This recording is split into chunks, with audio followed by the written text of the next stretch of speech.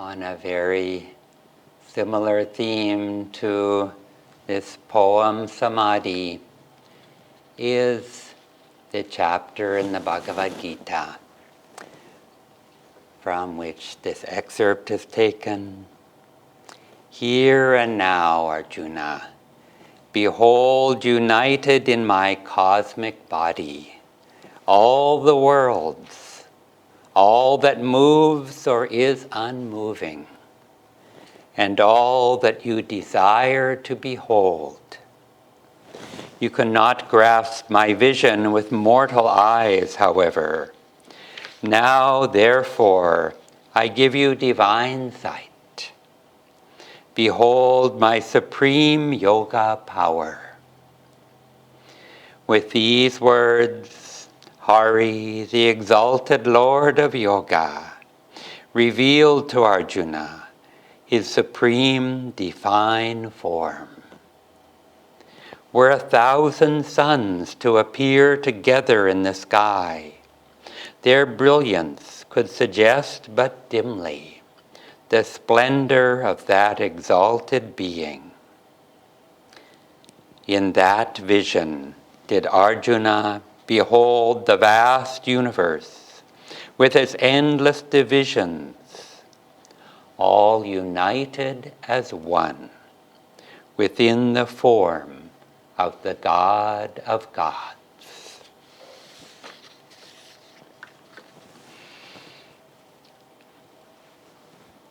As Sri Krishna tells us here, it is not man in this human body with these human eyes that can see God. God can be seen only with spiritual vision, with eyes of the soul. And in Yoganandaji's poem that we meditated with, he describes his own experience of this exalted state that Sri Krishna reveals to Arjuna. And this poem appears in the Autobiography of a Yogi in the chapter on cosmic consciousness, which Swami Kriyananda called one of the most beautiful and inspiring of mystic literature.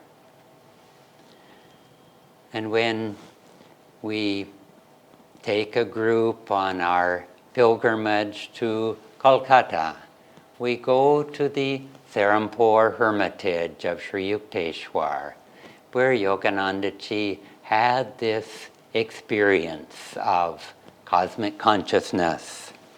And we read this chapter together in the place where it occurred.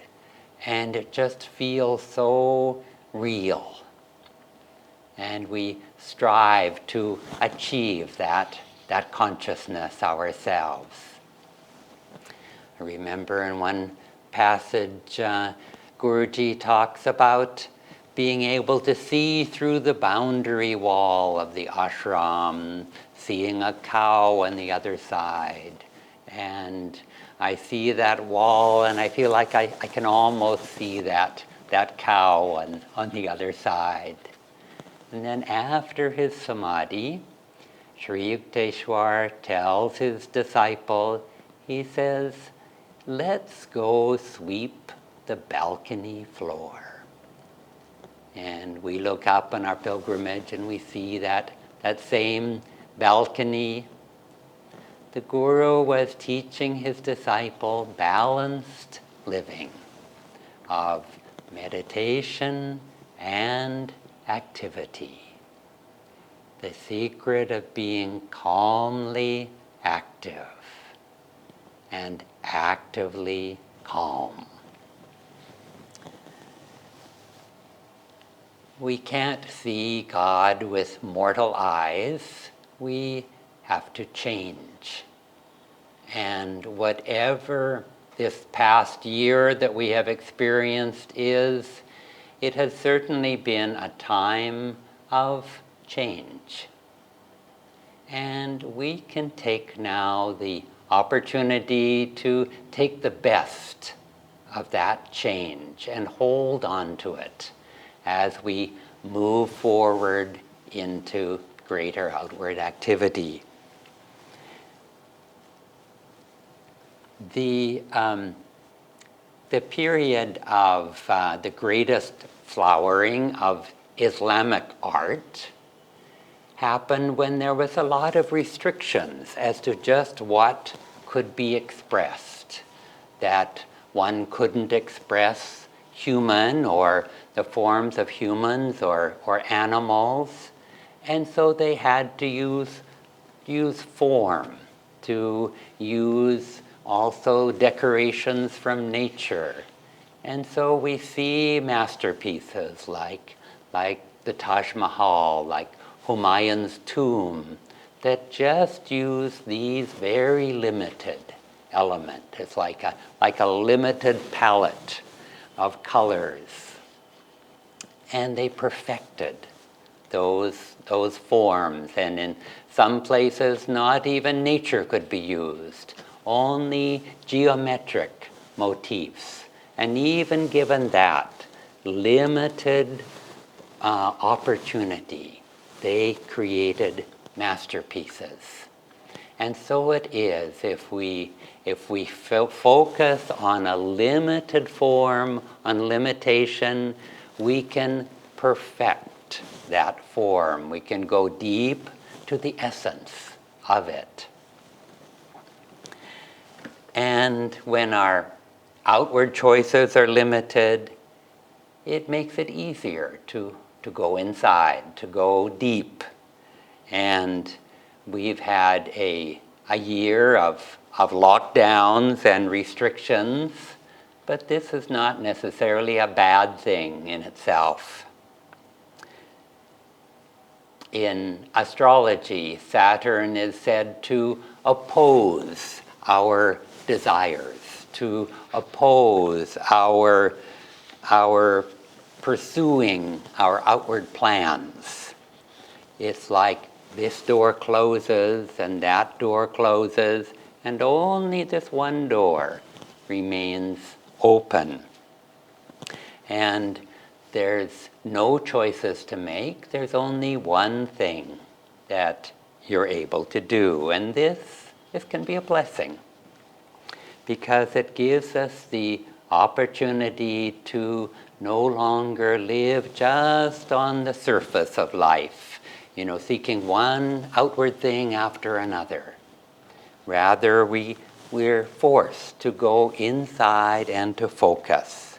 We have no distraction. We have no other choice.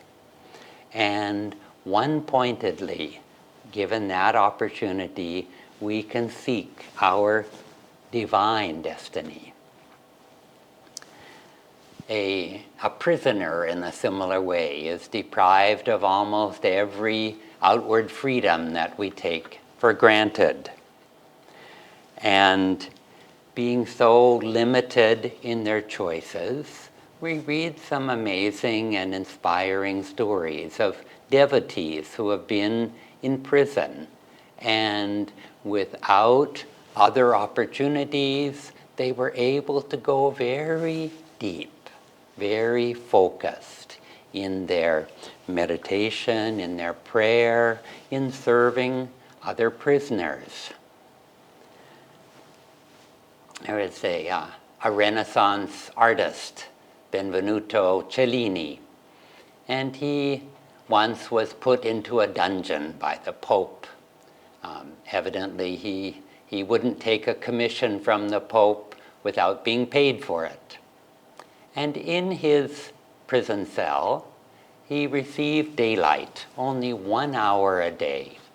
And as he describes it, he read the Bible for that 1 hour that he could see to read. And he said the rest of the day he prayed. And as he put it later, the joy that I experienced in that dungeon, I have never in my life known, before or since. And as our little world opens up again, we again have a multitude of choices, of temptations, of distractions. And let's remember Swamiji's advice.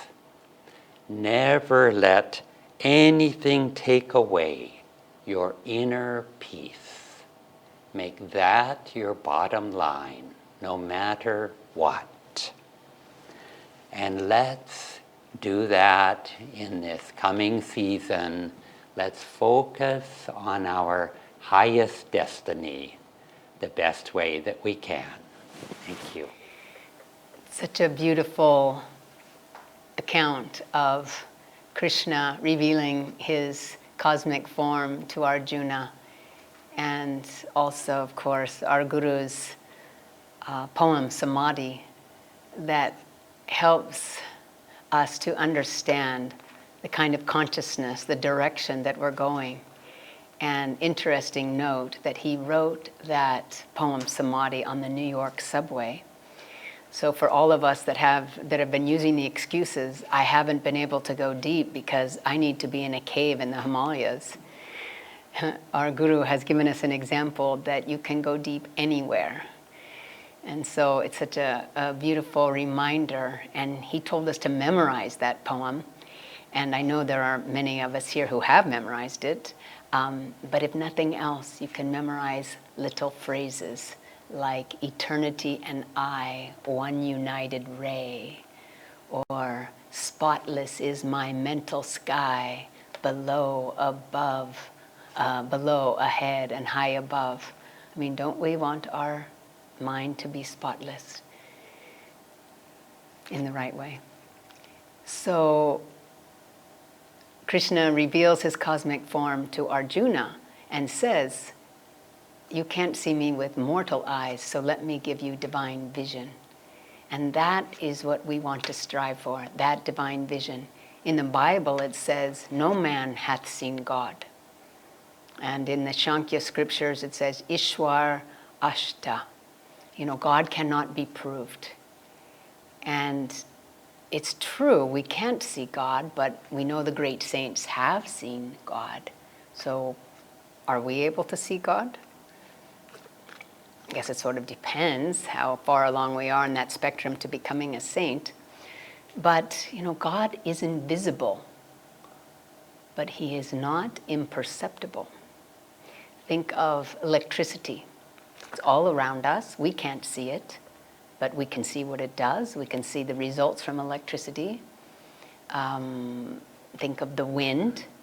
We can't see the wind, but we can see the results of the wind and see what the wind does.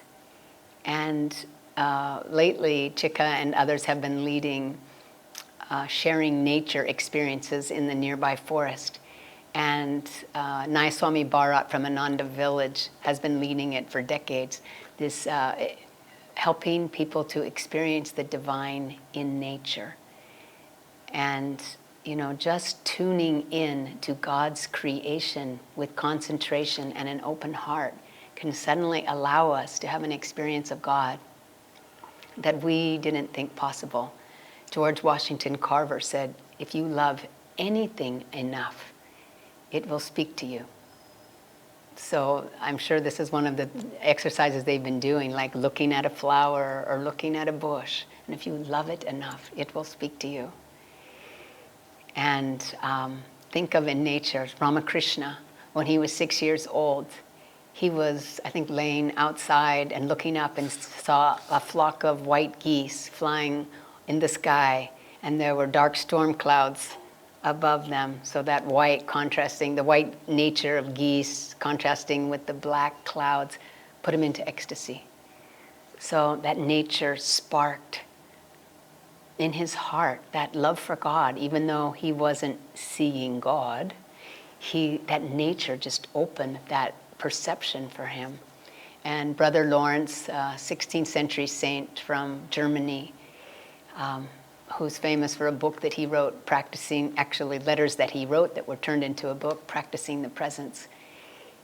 When he was a young adult, he saw a fruit tree in the winter and just saw bare twigs, but knowing that this fruit tree would soon be having buds and blossoms and fruit, and that God was creating this and allowing this to happen, he also went into ecstasy. And throughout his life, he became a great saint. And to this day, it's one of the most famous books that comes from Christianity, practicing the presence. And then when I was like 20, I had an experience in Switzerland, and I had such a heavy heart. I was first time away from my family in America. I was lonely, I was sad, something had just happened, and I was a little out of sorts. But I remember walking in nature, and I was crying, and I was sad.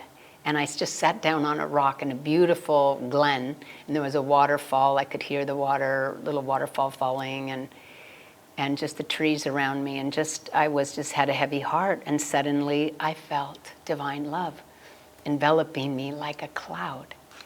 And that was the first time that I can consciously remember just knowing that this was God hugging me, or this was Divine Mother just uplifting me in her love. And love is so powerful. We may not be able to see love, but think of God as love. Hari, the thief of hearts, when we experience God's love, God can steal away every other love for lesser objects. God's love is supremely relishable. And if we're loving God and feel his love, what else matters? We can that will uplift us out of the limitations of the ego, just because our heart is being drawn so far up to God. Yogananda said, when we love God more than everything else, then we'll be able to see him. And Jesus Christ said, blessed are the pure in heart, for they shall see God. So when we're able to purify our hearts, we can experience his presence. Swami Kriyananda uses the example of when you see soil out in the garden, or you see soil of agriculture and crops. It's a beautiful thing. But then when we see dirt inside the temple, or dirt inside the kitchen, it's dirty. So what Swamiji says is our heart's feelings are meant to love God alone. These human emotions of the ego are something else entirely. They can be like dirt in our hearts, and it keeps our hearts from being pure. And when our hearts are not pure, they cannot intuitively perceive God. And just like that line in Samadhi, Maya stilled by the magic wand of intuition deep. We want our hearts to be pure so that we can have that intuition. In our senses and the ego, we could go to the ocean and we could claim to our friends, I know the ocean, I have seen it. But what did we see? We saw such a small little portion of a shoreline of one ocean. So how can we know the ocean? Even if you were in a satellite up above the planet and looked down and could see all of the ocean, would you know the ocean? You wouldn't know the ocean depths. How do we know the ocean? We have to merge with the ocean. We have to become the ocean. Swami said to Master one time, help me to have your consciousness. And Master said, how can the little cup hold the whole ocean? So our job is to expand the cup of our consciousness so that we can experience the ocean, that we can experience God's love, God's wisdom, Divine Mother's light. And so Master told us to contemplate infinity, contemplate eternity. Whenever I'm back in California at Ananda Village, I make it a point every night to go out and look at the trillions, billions, zillions of stars, because it just makes my heart feel so open, and I feel like I'm having an experience of God. Or any time that we're by the sea or by the ocean, just looking at the vastness of the infinite sea. It does actually have a limitation on the other side of the world, but for us, it's infinite. It's one of the ways that I contemplate infinity.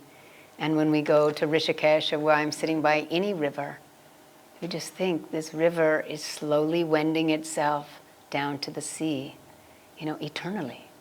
As the glaciers melt and reform every winter, these rivers eternally move, flow to the infinite sea.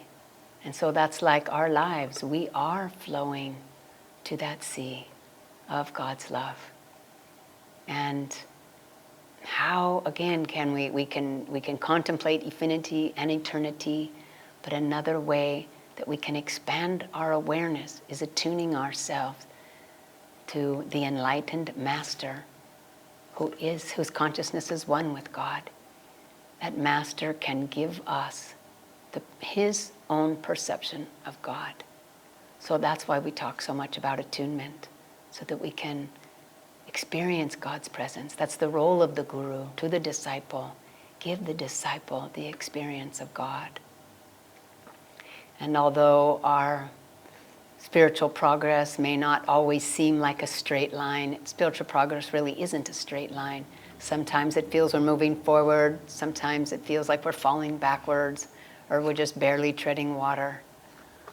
But if we're doing what our guru has told us to do, if we're doing our kriya, if we're finding time for quieting our mind, stilling our hearts, if we're trying to have self-mastery over our energy, our reactions, yoga's chitta vritti nirod, we're trying to neutralize those emotions of the heart so that we can just have calm feeling of love for God. When we do all of these things that they say, we can experience the bliss of the spine. The masters have taught us Kriya Yoga. Get into the spine. If we can feel our prana flowing in the spine, we can experience bliss. If we can uplift our energy to the spiritual eye, we can go through that spiritual eye and experience infinity. That is our destiny. And as long as we are doing our part, as long as we are consciously stepping in that river that is flowing back to God, that river has such power in it. It has our 25% effort is to get into that river and to do what they've asked us to do so that we can get into the river of the spine, of their grace. Then their 75% of the Guru's grace and God's grace can help us flow to that river. So Lahiri Mahashaya said, Banat, Banat, Banjai, doing, one day done. We are on the right track. We are in the flow. The grace is coming, is already there. And so let's perhaps read the poem Samadhi. Let's memorize some of those words. Eternity and I, one united ray. And feel ourselves more and more merging with the infinite in our meditation. And even if all we feel is a little bit of peace, hold on to that peace. In Samadhi it says, smoldering joy, oft puffed by meditation. So we have to hold on to that peace, to that little bit of joy, and puff it with our meditation until it becomes a glowing ember, and it becomes a fire. And before we know it, all what seemed like so much effort is just going to be blissful grace, and we're going to become one in their presence. I'm just going to close with this one poem. Yogananda ji and Swamiji, they give us so many opportunities, so many visualizations and images to commune with infinity that help us to attune ourselves to infinity and eternity. This is for the demand of opening of the spiritual eye. Krishna gave Arjuna spiritual vision. This opening of the spiritual eye will give us spiritual vision. My eyes are enthralled, O Father, with the beauty of earthly flowers, with life's passing scenes, with the sailing silent clouds. Everywhere, all I see hints at thy hidden presence. Open that eye in me, which sees only thee. With that gaze, may I behold thee, above, beneath, all around, within, and outside me.